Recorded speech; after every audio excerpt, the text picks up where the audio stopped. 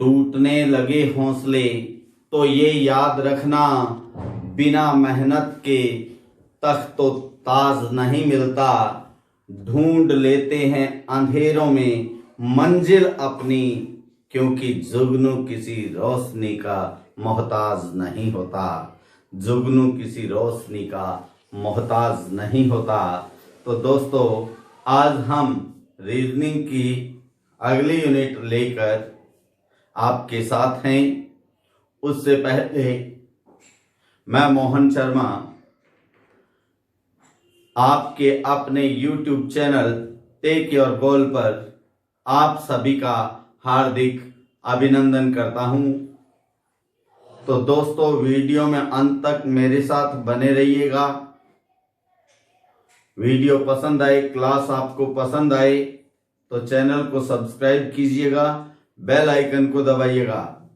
आज जो अपन यूनिट लेकर आए हैं, ये मानिए वो हर कंपटीशन में, अगर कंपटीशन में रीजनिंग आती है तो ये रैंकिंग टेस्ट, क्रम परीक्षण भी आता है दोस्तों। ठीक है, तो हम इसमें शुरू करते हैं टाइप फर्स्ट को। टाइप फर्स्ट है दोस्तों। टाइप फर्स्ट में हम लिखते हैं विभिन्न व्यक्तियों। अब व्यक्ति भी हो सकते हैं और वस्तुएं भी हो सकती हैं। विभिन्न व्यक्तियों या वस्तुओं का तुलनात्मक अध्ययन। ठीक है दोस्तों, अब यहां आता है कि ये तुलना कौन कौन से तथ्यों में हो सकती है। ये तुलना आयु के आधार पर हो सकती है। ये तुलना ऊंचाई के आधार पर हो सकती है। ये तुलना वजन के आधार पर हो सकती है। और ये तुलना योग्यता के आधार पर भी हो सकती है दोस्तों। इस प्रकार विभिन्न तथ्य हैं जिनके आधार पर विभिन्न व्यक्तियों या वस्तुओं की तुलना होती है। तुलनात्मक जानकारी आपको प्रश्न में दी होती है। तो यहाँ जो शब्द काम में आने वाले हैं वो ये हैं दोस्तों। नंबर 1, बड़ा है। इसके लिए जो चिन्ह होता है दोस्तों वो ये होता है। बड़ा है का चिन्ह क्या है? ये, जैसे अपन लिखें A ग्रेटर देन B, तो आपने देखना ये निशान जिधर बंद होता है उधर व्यक्ति या वस्तु छोटी होती है और जिधर निशान खुला होता है उधर बड़ी। तो यहाँ का अर्थ क्या हो गया? इसका अर्थ हो गया A B से बड़ा है। और वजन का होगा तो क्या लिखेंगे? A B से भारी है। ओके, सेकंड जो चिन्ह आता है वो होता है छोटा है। इसमें ये चिन्ह पलट जाता है दोस्तों। ये चिन्ह पलट गया है, वही केवल दिशा इसकी बदल गई है। तो इसमें हम उदाहरण लिखें तो ऐसा लिख सकते हैं P लेस देन Q। तो इसका अर्थ क्या हो गया दोस्तों? P Q से छोटा है। ओके, P Q से छोटा है। और तीसरा चिन्ह सभी जानते हैं, बराबर।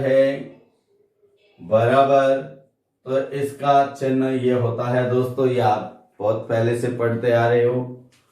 तो इसमें उदाहरण हम लिखें जैसे M बराबर N, तो इसका अर्थ क्या है?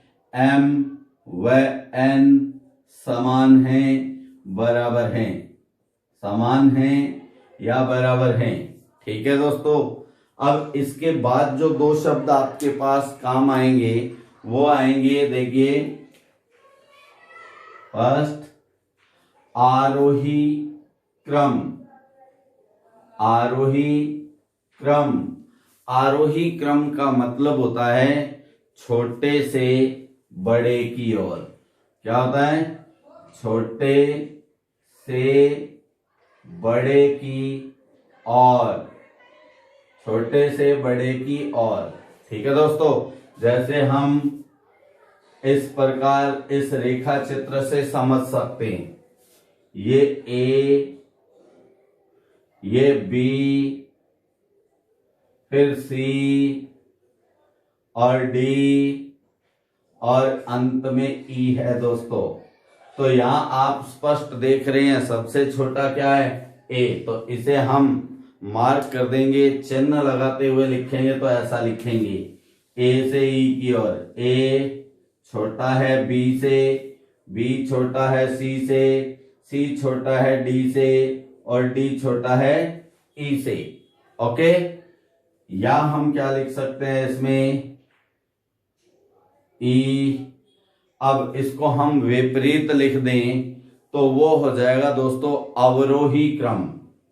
तो हम अवरोही क्रम को अलग लिखते हैं, एक में नहीं, तथा सेकंड आ जाता है अवरोही क्रम। अवरोही क्रम, अवरोही क्रम क्या होता है? घटता हुआ क्रम बड़े से छोटे की ओर, बड़े से छोटे की ओर, बड़े से छोटे की ओर। अब जैसे ऊपर रेखा चित्र बना हुआ है उसके अनुसार हम लिखें तो बड़े से छोटे की ओर सबसे बड़ा क्या है? ई। तो ई बड़ा है डी से, डी बड़ा है सी से, सी बड़ा है बी से और बी बड़ा है ए से। ये अवरोही क्रम हो जाता है दोस्तों। तो ये तो हुई बात इसमें आने वाले शब्द और चिन्हों के परिचय की। अब इसके अलावा जहां क्या लिखा हुआ है देखिए, हेडिंग है अपने पास तुलनात्मक, तुलनात्मक। ठीक है, तुलना जब होती है तो ये शब्द आपके पास बार बार आते हैं या बहुत बार आते हैं। पहला है जो या जो की। जो या जो की ये किसके लिए आता है दोस्तों? ये शब्द दूसरे व्यक्ति के लिए आते हैं, दूसरे व्यक्ति के लिए आते हैं, के लिए आते हैं। या हम कई बार ऐसा भी देखते हैं कि जो या जो की जहां लिखा हुआ है और इससे हम पंक्ति में पीछे की ओर लौटें तो सबसे पहले जो अक्षर आएगा उनके लिए ये शब्द आते हैं। अब दूसरा है, सेकंड में कौन कौन से शब्द हैं? तथा, किंतु, जबकि। तथा, किंतु और जबकि। ठीक है दोस्तों, तथा के पर्याय भी होते हैं और, एवं, किंतु का मगर, लेकिन, जबकि। ये किसके लिए आएंगे? ये शब्द पहले व्यक्ति के लिए आते हैं, पहले व्यक्ति के लिए आते हैं। ठीक है ना दोस्तों, ये पहले व्यक्ति के लिए आते हैं। अब ये तो हुआ इस टाइप में आने वाले जो शब्द हैं, जो चिन्ह हैं या इनका परिचय। ठीक है, अब हम इससे संबंधित क्वेश्चन करते हैं। ये है क्वेश्चन नंबर 1। पहला प्रश्न किस प्रकार आता है? यदि ए बी से, फिर सी ए से और आई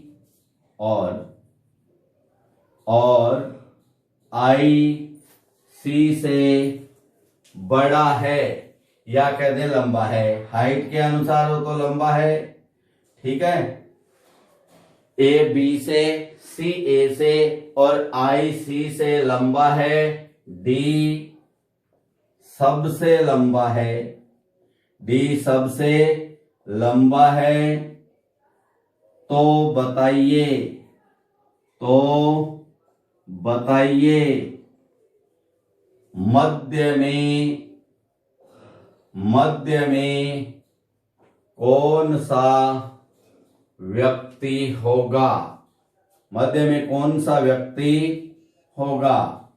ठीक है दोस्तों, इस प्रकार ये प्रश्न आता है। ये अभी आया है प्रश्न, ये आया 2018 में ही, ठीक है ना। आपको जो प्रश्न कराए जा रहे हैं लेटेस्ट, इन्हीं 5 वर्षों के अंतर्गत आने वाले प्रश्न कराए जा रहे हैं, या फिर ज्यादा से ज्यादा 2010 के बाद वाले प्रश्न। तो इसे हम हल करते हैं। तो देखिए अपने से क्या पूछा है, मध्य में पूछा है। इसका मतलब हमें पूरी सीरीज बनानी पड़ेगी। आरोही क्रम बनाए चाहे अवरोही क्रम बनाए, उनमें क्योंकि ये व्यक्ति कितने हैं, 1 2 3, ए दोबारा आ गया तो दोबारा काउंट नहीं करना है, 4 और 5 व्यक्ति है, तो तीसरे नंबर पे जो आएगा वो मध्य में होगा। तो हम इसे कैसे करें, ए बी से लंबा है तो ए बड़ा है, बी से बड़े के लिए भी आता है, भारी के लिए भी आता है, लंबे के लिए भी आता है। सी ए से लंबा है तो सी जो है वो ए से भी लंबा है, तो तीनों की एक सीरीज बन गई ना। फिर कहता आई सी से लंबा है, आई जो है वो सी से भी लंबा है, और फिर का डी सबसे लंबा है, तो डी सबसे लंबा है। दोस्तों आप देख रहे हैं ये सीरीज बन गई अपने पास, कौन से क्रम की, अवरोही क्रम की। सबसे लंबा डी, फिर आई, फिर सी, फिर ए, फिर बी। तो यहां आप देखें मध्य में कौन दिखाई दे रहा आपको, तो आप कहेंगे मध्य में है सी।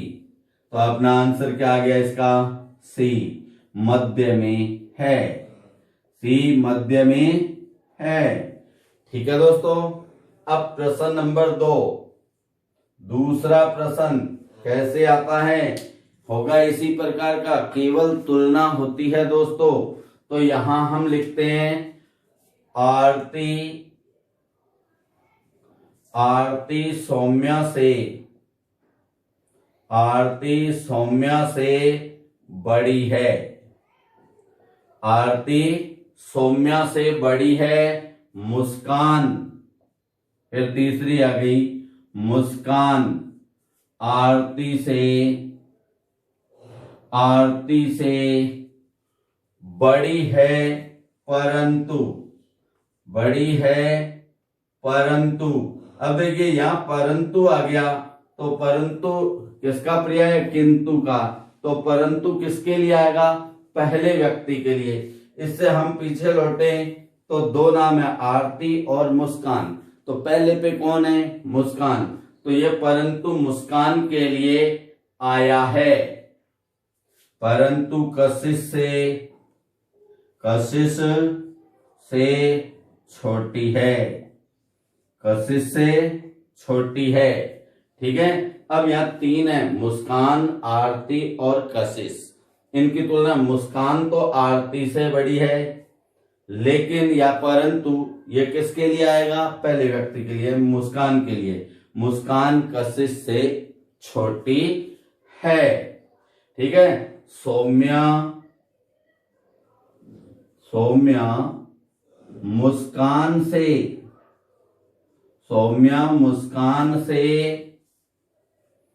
छोटी है। फिर यदि गार्गी सबसे बड़ी है, यदि गार्गी भी नाम है, गार्गी सबसे बड़ी है तो सबसे छोटी कौन है, सबसे छोटी कौन है। बहुत अच्छा प्रश्न है, ये 2017 में आया हुआ है। ठीक है, तो यहां आप देखें इस प्रश्न को, क्योंकि अब यहां मध्य में नहीं पूछा है, सबसे बड़ी, सबसे छोटी, सबसे भारी, सबसे हल्की ये पूछे ना, तो इनके लिए ऐसी सीरीज बनानी भी नहीं पड़ती है बहुत बार। लेकिन मैं आपको दोनों पैटर्न से बताऊंगा, तो दोनों पैटर्न को ध्यान देना। आरती सौम्या से बड़ी है, ये मैं यहां कर रहा हूं आपके पास, देखो ध्यान देना। आरती सौम्या से बड़ी है, तो आरती बड़ी है किससे? सौम्या से। ये हमने यहां लिख दिया। फिर देखिए जानकारी क्या है, मुस्कान आरती से बड़ी है, तो मुस्कान किधर आएगा? आरती से भी पहले। मुस्कान, अपन इसको पूरा सही लिख लेते हैं, देखिए क्योंकि इधर जगह नहीं है, तो अपन लिखते हैं मुस्कान, फिर आरती, फिर सौम्या, ये अपने पास तीनों आ गई। फिर क्या है देखिए, परंतु कशिश से छोटी है। परंतु किसके लिए? मुस्कान के लिए। पहले पे कौन है? मुस्कान। मुस्कान जो कशिश से छोटी है, इसका मतलब कशिश कहाँ आएगी? इससे भी पहले। ठीक है। फिर क्या कहा है देखो, सौम्या मुस्कान से छोटी है, तो सौम्या मुस्कान से नीचे ही है, इसलिए इसे अलग से और लिखने की जरूरत नहीं। यदि गार्गी सबसे बड़ी है, तो इनसे भी बड़ी कौन है? सबसे बड़ी गार्गी, तो गार्गी ऊपर ही ऊपर होगी ना। अब देखो सारे नाम आ गए क्या? ध्यान देना। आरती है, सौम्या आ गई, मुस्कान है, आरती दोबारा है, कशिश आ गई, और सौम्या मुस्कान है, गार्गी आ गई। तो ये सारे नाम आ गए ना। टोटल कितने हो गए? जो दोबारा आ गया उसे दोबारा मत लिखो। 1 2 3 4 और 5। तो सबसे छोटी कौन है?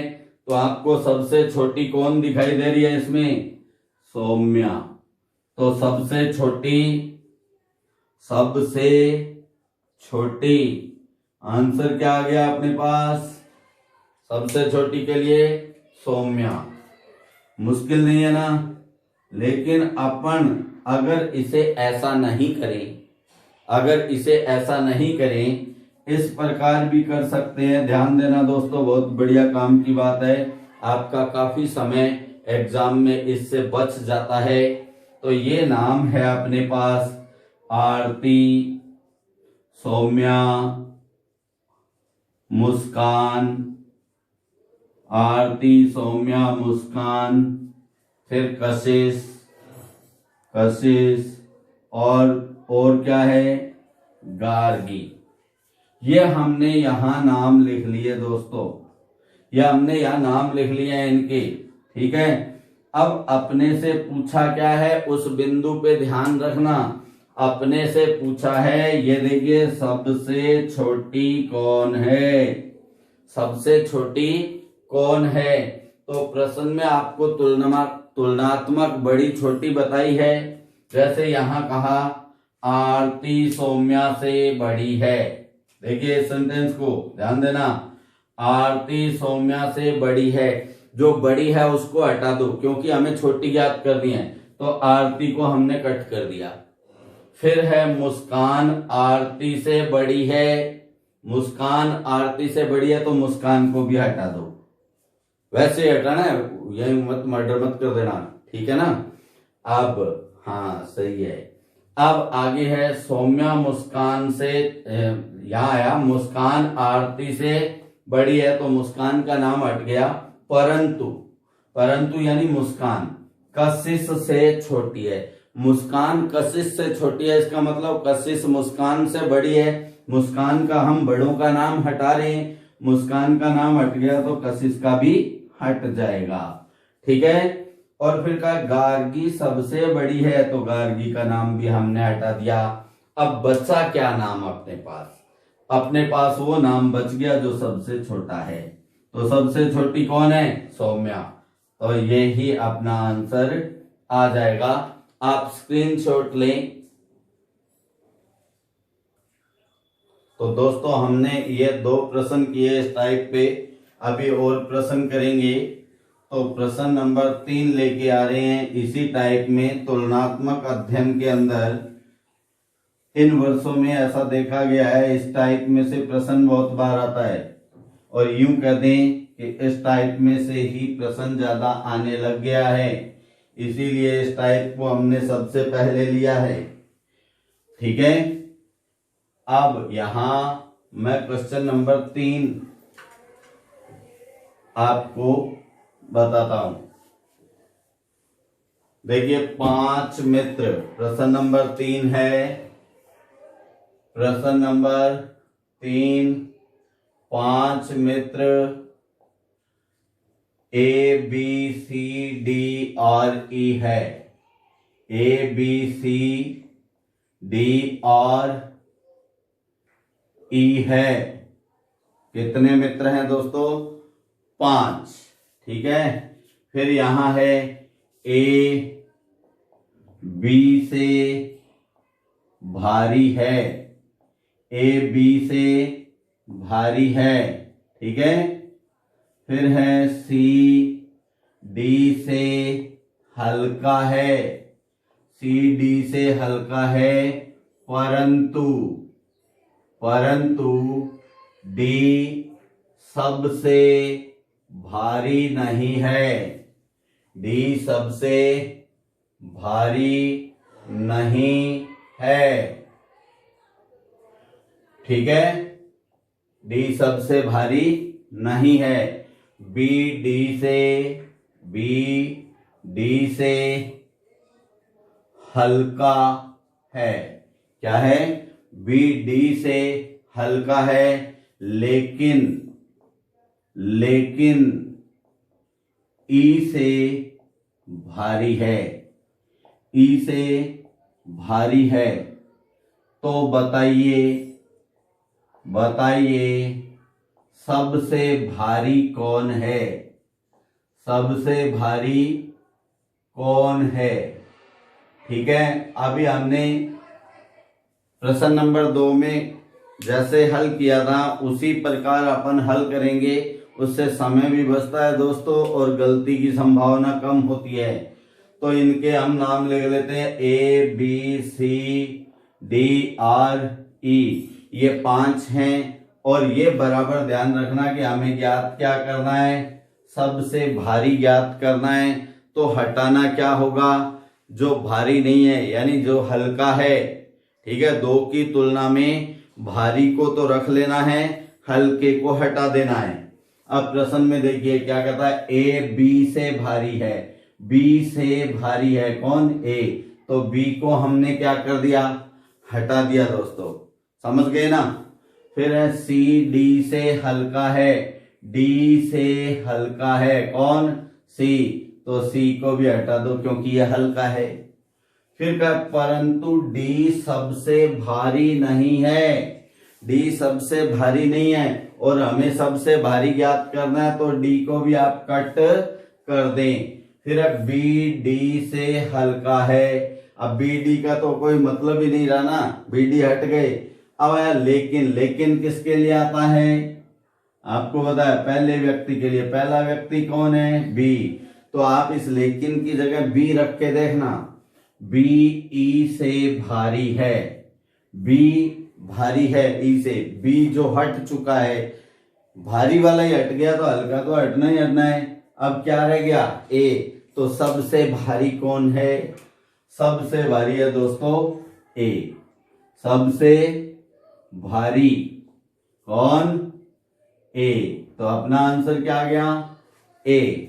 ओके, अब प्रश्न नंबर 4, ये है question number 4। P Q R और एस। पी क्यू आर और एस, ये 4 छड़े हैं दोस्तों। क्या है ये 4 छड़ है। इनकी लंबाइयां अलग अलग हैं। 4 छड़ हैं, इनकी लंबाइयां इनकी लंबाइयां क्या हैं? अलग अलग हैं, अलग अलग हैं। ओके, पी एस से, देखिए पी और एस दोनों है ना इसमें, पी एस से अधिक लंबी है, पी एस से अधिक लंबी है। ठीक है दोस्तों, पी एस से अधिक लंबी है, समझ रहे हैं ना आप? जैसे लंबा मतलब जिसकी ऊंचाई ज्यादा हो, वैसे मोटाई नहीं, और छड़ों की आयु नहीं होती है दोस्तों। और फिर है क्यू की लंबाई, क्यू की लंबाई आर से अधिक है, अधिक है। फिर आगे आपसे दिया जाएगा एस की लंबाई, एस जो छड़ है, एस की लंबाई 5 मीटर है, एस की लंबाई 5 मीटर है, जबकि क्यू की लंबाई, क्यू की लंबाई 4 मीटर है। तो बताइए, तो बताइए आर की लंबाई, आर की लंबाई निम्न में से कौन सी या कितनी कह दें, कौन सी नहीं, क्योंकि लंबाई के लिए कितनी हो, निम्न, आर की लंबाई निम्न में से कितनी हो सकती है। अब आपको ऑप्शन दिए जाएंगे, ऑप्शन दिए होंगे। यह है option number 1 4 meter, number 2 7 meter, number 3 5 meter, और नंबर 4 पे है दोस्तों 3 मीटर। ठीक है, तो पहले हमने यहां तुलना करनी है, पहले हमने तुलना करनी है। तो देखिए, दो छड़ों की लंबाई स्पष्ट रूप से आपको दी है, एस की लंबाई 5 मीटर, तो क्यू की लंबाई 4 मीटर। ठीक है, पूछिए आर की, अगर आर की लंबाई एस से अधिक हुई तो निश्चित है 5 से ज्यादा लंबाई उसकी होगी, तो इनमें आंसर 5 से ज्यादा ढूंढ लेंगे। और अगर आर क्यू से छोटी हुई तो उसका मतलब है 4 मीटर से कम होगी। अब देखो यहां क्या कहता है, पी एस से लंबी है, पी एस से लंबी है, क्यू की लंबाई आर से अधिक है, क्यू की लंबाई आर से अधिक है, इतना दे दिया ना। अब एस की लंबाई क्या बता दी अपने को, 5 मीटर, एस की 5 मीटर है, इसका मतलब पी जो है वो 5 मीटर से बड़ी है।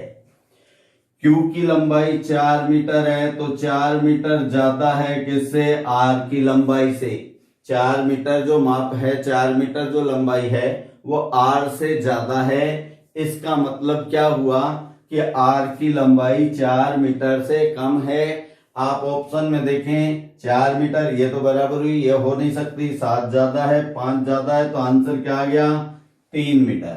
तो अपना आंसर क्या आ गया, आर कितनी लंबी है, आर 3 मीटर। ठीक है दोस्तों, आप स्क्रीनशॉट लें इसका, फिर टाइप बदलेंगे, type number 2, type number 2, type second. Type second में क्या आता है, टाइप सेकंड, जब पंक्ति में एक ही व्यक्ति की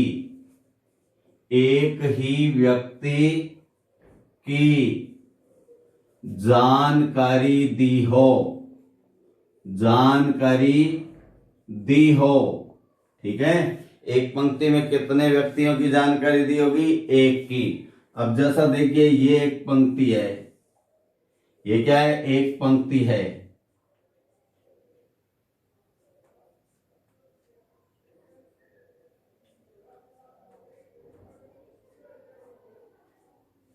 ये एक पंक्ति आप देख रहे हैं, तो इसमें ये क्या है, आपके कौन से हाथ की ओर है, ये बाएं हाथ की ओर, तो ये कौन सा सिरा होता है, बायां सिरा।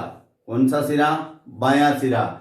जब हम पढ़ना शुरू करते हैं तो बाएं से दाईं ओर पढ़ते हैं, इसलिए इसको प्रथम या अंतिम सिरा भी कहा जाता है, पहला सिरा भी कहा जाता है, अगला सिरा भी कहा जाता है दोस्तों। और इसे दायां सिरा या अंतिम सिरा बोलते हैं। ठीक है, अंतिम छोर भी कह देते हैं, अंतिम सिरा भी कह देते हैं। अब जैसे इसमें यहां एक व्यक्ति है, ये व्यक्ति है, इस व्यक्ति का नाम है ए।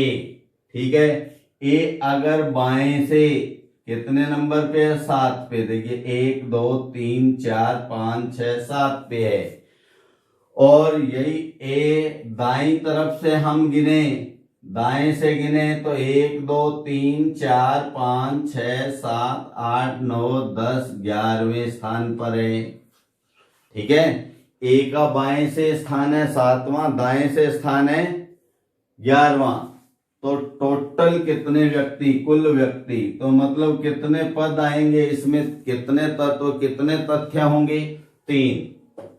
अब यहां कुल व्यक्ति के लिए टी, व्यक्ति का बाएं से स्थान एल और दाएं से आर।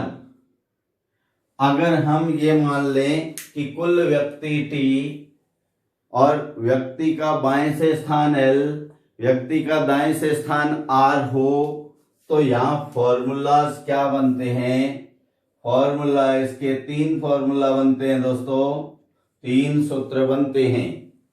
नंबर 1, कुल व्यक्ति कहते तो हम क्या लिख सकते हैं, डायरेक्ट टी बराबर एल प्लस आर माइनस 1। यह फॉर्मूला नंबर 1 है। और इसी से ही आगे के 2 सूत्र बनेंगे। जैसे हम, ये पहला हुआ, सेकंड, अगर हमसे कुल व्यक्ति नहीं पूछे हैं, कुल व्यक्ति प्रश्न में बता दिए हैं, तो एक व्यक्ति का बाएं या दाएं से एक छोर से स्थान दिया होगा, दूसरे से पूछा जाएगा। तो बाएं से स्थान को क्या लिख रहे हैं, एल बराबर टी। अब देखिए एक को टी की ओर ले जाए, ये माइनस है तो प्लस हो जाए, टी प्लस 1 माइनस आर। ये सेकंड सूत्र बनता है। और थर्ड में अगर हमसे बाएं से नहीं पूछकर दाएं से स्थान पूछा जाए, यानी आर पूछा जाए, तो आर बराबर टी प्लस 1 माइनस एल। ठीक है दोस्तों, यहां आप एक ध्यान रखना, ये तो है पंक्ति, और यदि यहां कॉलम होता, ये मान लो ये ए है, ऊपर से, इसको क्या बोलते हैं, ऊपर से या प्रारंभ से कौन से स्थान पर है, 7वें पे, और अंतिम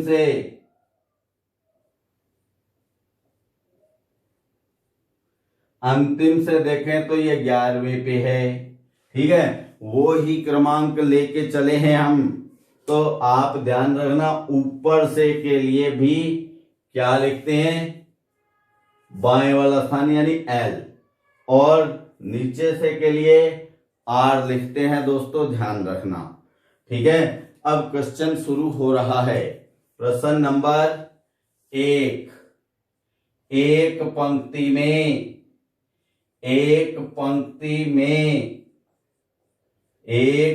पंक्ति में आलोक, कौन, आलोक बाएं से 22वें स्थान पर 22वें स्थान पर और दाएं से उसका स्थान 26वां है। तो बताइए पंक्ति में कुल कितने व्यक्ति हैं? पंक्ति में कुल कितने व्यक्ति हैं?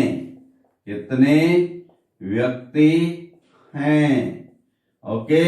अब देखो इसमें दो जानकारियां आपको दी है, टोटल 3 जानकारियां होती हैं, कुल व्यक्ति, बाएं से स्थान, दाएं से स्थान, है ना।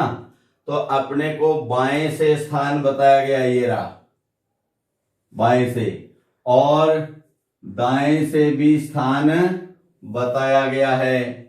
पूछा क्या है? कुल कितने व्यक्ति हैं। तो कुल के लिए हम फॉर्मूला नंबर 1 जानते हैं, कुल यानी टी बराबर L प्लस R माइनस 1। अब देखिए L बाएं से स्थान कौन सा है? 22वां, तो 22 प्लस R दाएं से स्थान कौन सा है? 26वां, तो प्लस 26 और माइनस 1। अब कभी कभी विद्यार्थी पूछ लेता है ये माइनस 1 कहां से आया? 22 दिया है, हमें समझ में आता है, 26 दिया है, ये भी समझ में आता है, लेकिन ये 1 कहां से आया? तो अब इसे देखें, चाहे इसको देख लें, यहां A का स्थान कौन सा है? 7वां। यहां A का स्थान कौन सा है? 11वां। व्यक्ति तो एक है, ए व्यक्ति एक है, तो एक व्यक्ति एक ही स्थान घेरता है, जबकि यहां 2 स्थान बता दिए गए हैं ना, इसलिए -1 किया जाता है दोस्तों। इसमें भी देख सकते हैं ये A है, इसको बाएं से भी बता दिया, दाएं से भी बता दिया, या ऊपर से भी बता दिया, नीचे से भी बता दिया। तो एक व्यक्ति के लिए 2 स्थान हो गए, जबकि एक ही होना चाहिए, इसलिए -1 आता है। समझ में आ गई ना दोस्तों। अब देखिए, अब हम चाहे तो आप 26 में से 1 घटा के 25 बचता है, इसको जोड़ दो, चाहे इन दोनों को जोड़कर फिर 1 घटा दो। तो आप जानते हैं 2 और 6 8, 8 में से 1 गया तो 7, ठीक है। अब 2 और 2 4, तो कुल कितने व्यक्ति हैं? 47 व्यक्ति। अब प्रश्न नंबर 2, तो दूसरा प्रश्न हम लिखते हैं, 34 छात्रों की एक पंक्ति में, 34 छात्रों की एक पंक्ति में प्रदीप और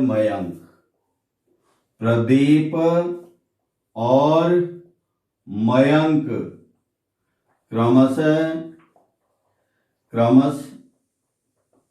16वें तथा 20वें स्थान पर है, 20वें स्थान पर है, ठीक है। अब इसे ध्यान से देखना है, यहां का 34 छात्रों की एक पंक्ति में प्रदीप और मयंक 2 व्यक्ति हैं ये, लेकिन इनसे संबंधित एक एक जानकारी है। प्रदीप और मयंक क्रमशः 16वें और 20वें स्थान पर है। यहां आपको बाएं या दाएं नहीं बताया ना। जब आपको बाएं या दाएं नहीं बताया जाता है तो वो प्रारंभ से ही होता है, ये आप हमेशा के लिए ध्यान रखना, ठीक है। अब यहां पूछा जाए तो बताइए दाएं से या अंतिम से पंक्ति में उनका स्थान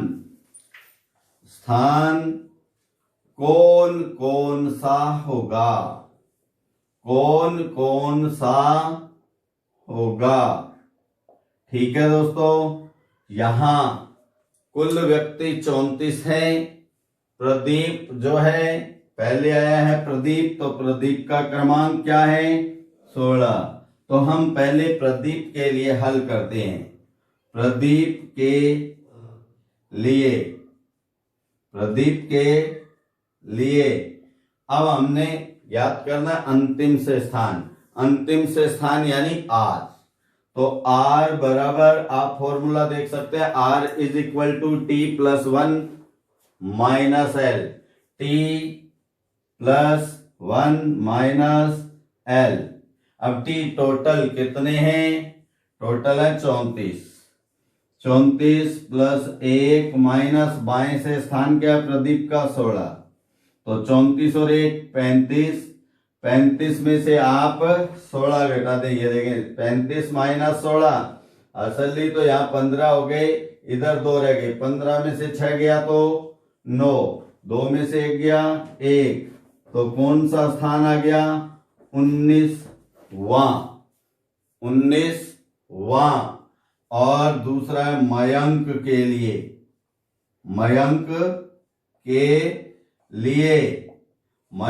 लिए भी अंतिम से स्थान पूछा है आर। मयंक के लिए देखिए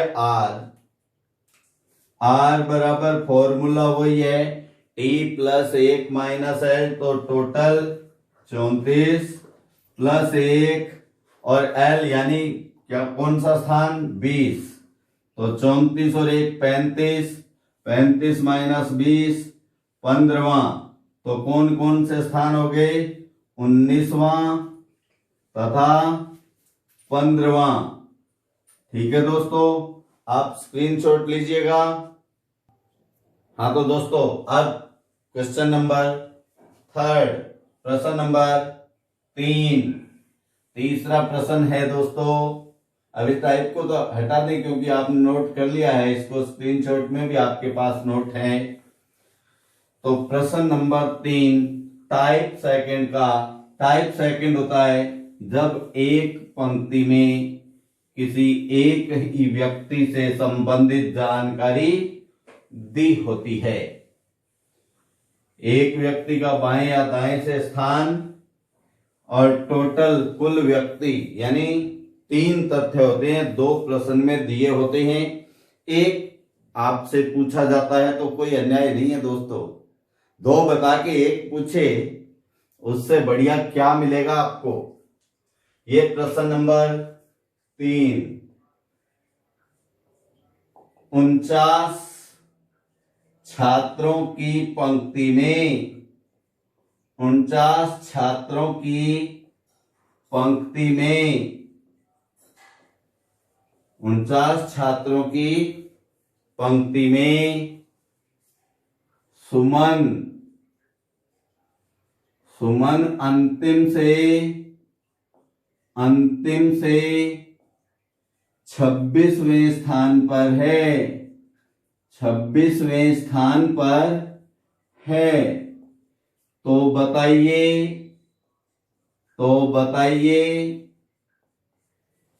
प्रारंभ से उसका स्थान कौन सा है। प्रारंभ से उसका स्थान कौन सा है। तो दोस्तों यहां अपने को देखिए कितनी संख्याएं दिखाई दे रही हैं।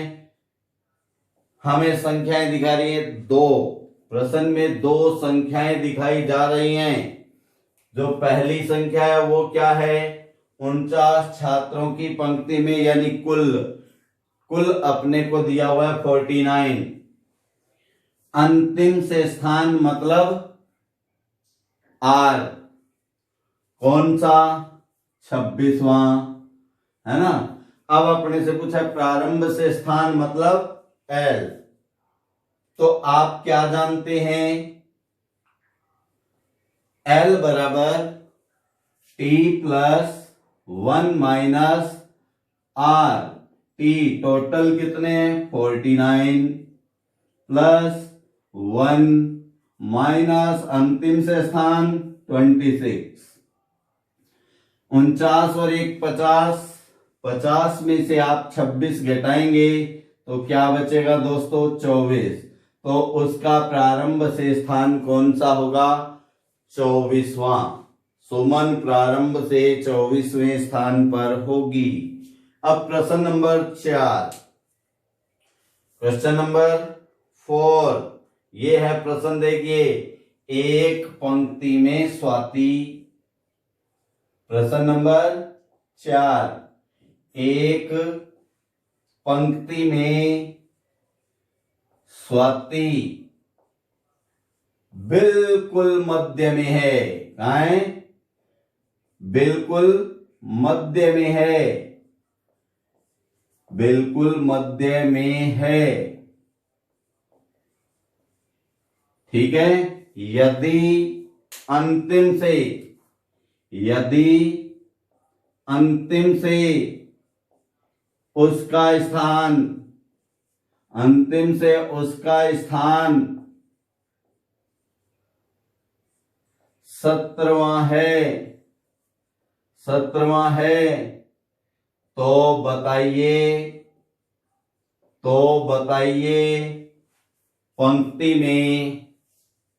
पंक्ति में कुल कितने व्यक्ति हैं?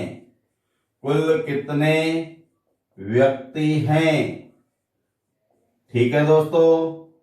अब देखिए, अपने से कुल पूछा गया, टी की वैल्यू पूछी गई है, जबकि अपने को अंतिम से स्थान यानी R 17 बताया है। और एक बहुत मेजर जो बात आपको बताई है, बिल्कुल मध्य में है। मध्य में होने का मतलब होता है प्रारंभ से और अंतिम से जो स्थान क्रमांक है वो एक सा होगा। तो हम क्या जानते हैं, इसमें क्या होगा? L बराबर R, जो बाएं से स्थान होगा वही दाएं से होगा। ये कितने नंबर है? 17। कितना है? 17। अब अपने से पूछा कुल व्यक्ति, तो हम क्या जानते हैं? T बराबर L plus R minus 1 is equal to L। L means बाएं से स्थान कौन सा है? 17। और दाएं से भी स्थान क्या है?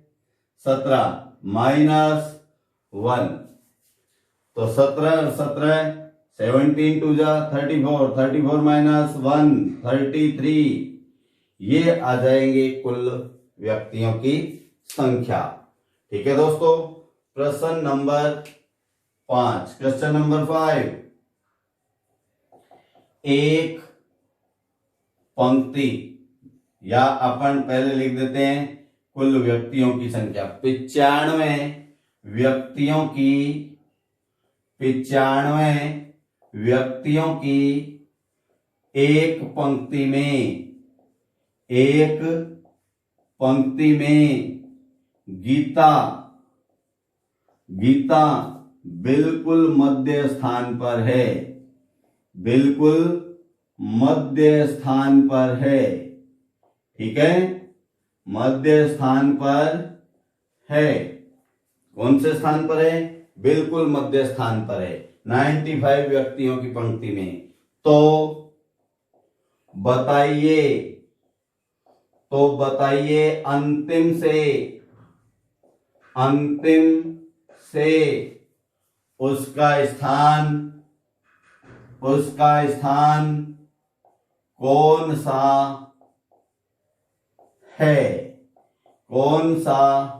है? तो यहां अपने को क्या दिया हुआ है? अपने को दिया हुआ है टोटल व्यक्ति कितने हैं? 95।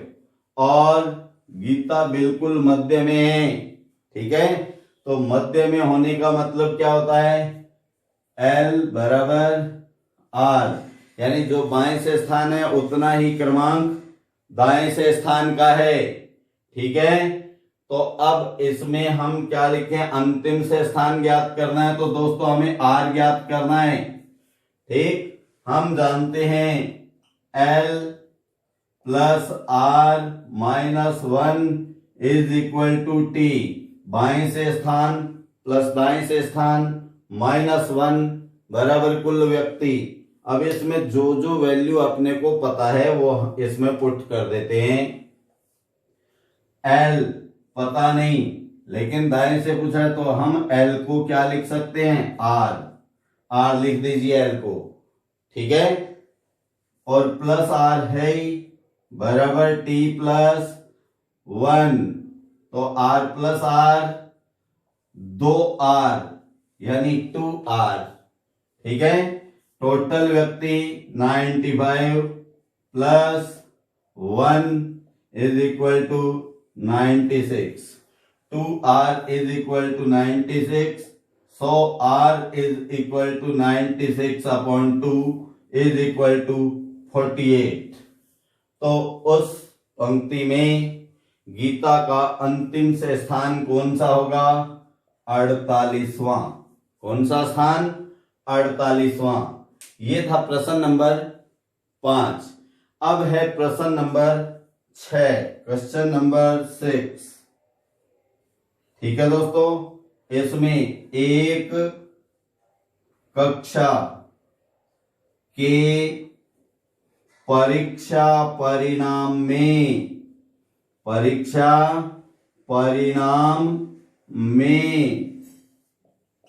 एक कक्षा के परीक्षा परिणाम में उत्तीर्ण विद्यार्थियों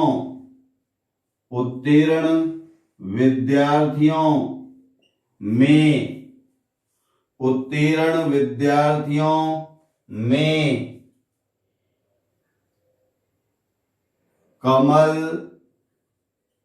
कमल ऊपर से 10वें तथा अंतिम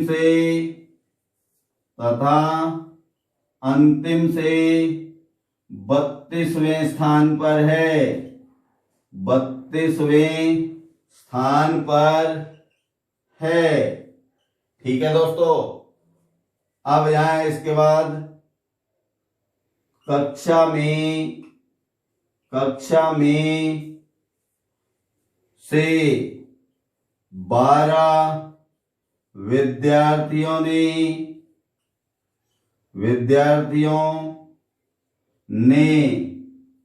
परीक्षा नहीं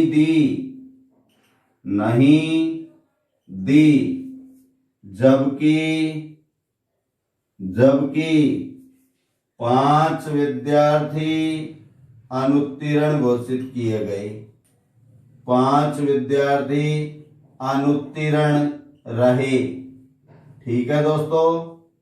अनुत्तीर्ण मतलब फेल हो गए, ओके। परीक्षा से पूर्व कक्षा में कुल विद्यार्थी कितने थे? तो क्वेश्चन को आप फिर से एक बार देखिए। एक कक्षा में परीक्षा ली गई, उसके परीक्षा परिणाम में दोस्तों विद्यार्थी पास भी होते हैं, फेल भी होते हैं।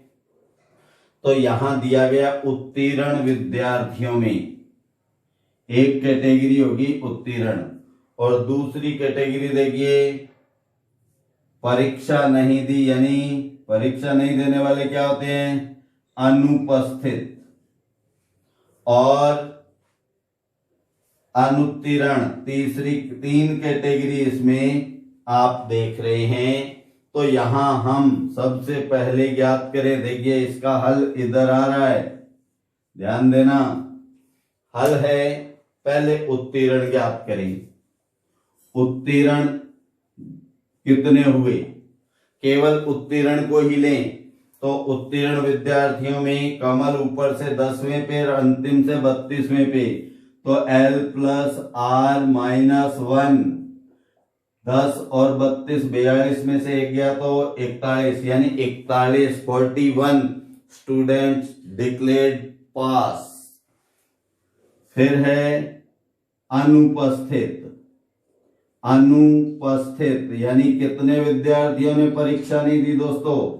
स्पष्ट बताया गया 12 विद्यार्थियों ने। और अनुत्तीर्ण कितने हुए? अनुत्तीर्ण आप देख रहे हैं प्रश्न में कितने हैं? 5 और इन सब को आप प्लस कर देंगे तो देखिए क्या आता है। 41 + 12 कितने हो गए? 53 और 7 58। या आप ऐसे जोड़ सकते हैं 1 2 3 और 5 8, हासिल कोई नहीं है, 4 और 1 5। तो 58 विद्यार्थी परीक्षा से पूर्व उस कक्षा में थे। अब दोस्तों जिस बात का आपको इंतजार रहता है कि आपके लिए जो प्रश्न है वो ये रहा, इसमें आपके लिए प्रश्न है, ध्यान देना। सबसे पहले कमेंट बॉक्स में लिखना आप उत्तर देते हुए हिचकिचाते हैं। अब मैंने देखा है आप उत्तर देने में हमेशा हिचकिचाहट, हेजिटेशन आपके सामने रहती है। अरे आपका ज्यादा से ज्यादा गलत होगा, इससे ज्यादा कुछ ही नहीं होगा। गलतियां कर कर के ही आप सुधरेंगे, अपनी गलतियां सुधारेंगे। गलती होने पर हमेशा वो बात याद रहती है, गलती होने पर यानी ठोकर लगने पर जो ज्ञान मिलता है वो जीवन भर याद रहता है। और आपने उस शायर की पंक्तियां तो सुनी ही होंगी, गिरते हैं शहसवार ही मैदान जंग में, वो शख्स क्या गिरेंगे जो घुटनों के बल चलते हैं। जो घुटनों के बल चल रहा है, पहले से ही गिरा हुआ है, वो और क्या गिरेगा। इसलिए अपना उत्तर जरूर दें। मैं आपसे आशा करता हूं कि अब की बार प्रत्येक विद्यार्थी आंसर कमेंट बॉक्स में जरूर देगा।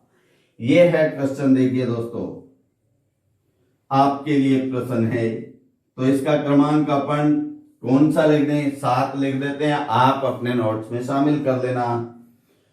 देखिए ये है कक्षा 10 के A B C व D 4 सेक्शन हैं। कितने सेक्शन हैं? 4 सेक्शन हैं। ठीक है। परीक्षा परिणाम में किन्हीं दो विद्यार्थियों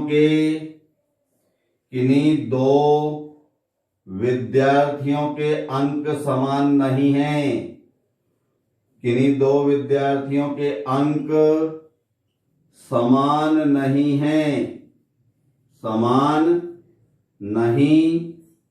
हैं। ठीक है, यहां तक बात समझ में आई? यहां तक कोई आंकड़ा नहीं आया है। ठीक है। जब पिंकी को ए सेक्शन में रखा जाता है तो उसे दूसरा स्थान प्राप्त होता है। परंतु जब उसे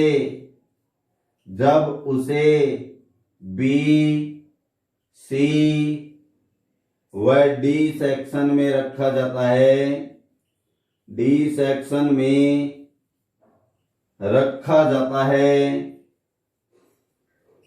तो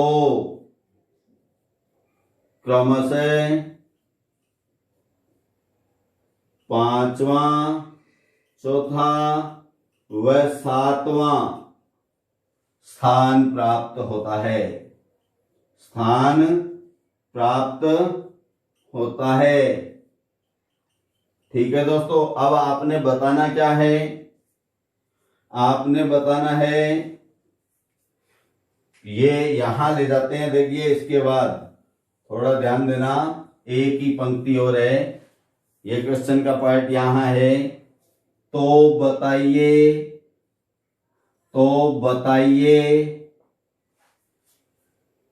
पूरी कक्षा में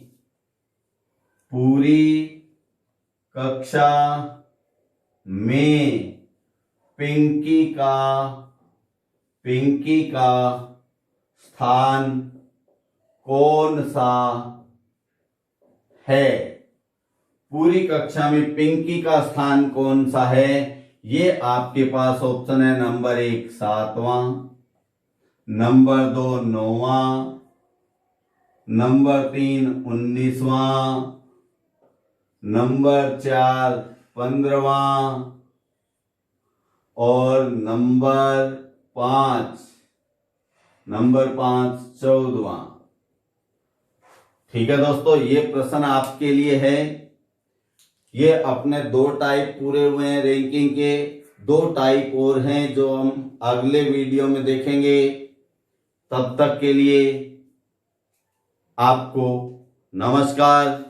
आपसे फिर अनुरोध कि जो प्रश्न आपको दिया जाए उसका उत्तर आप कमेंट बॉक्स में सही और जल्दी से जल्दी देने की कोशिश करें।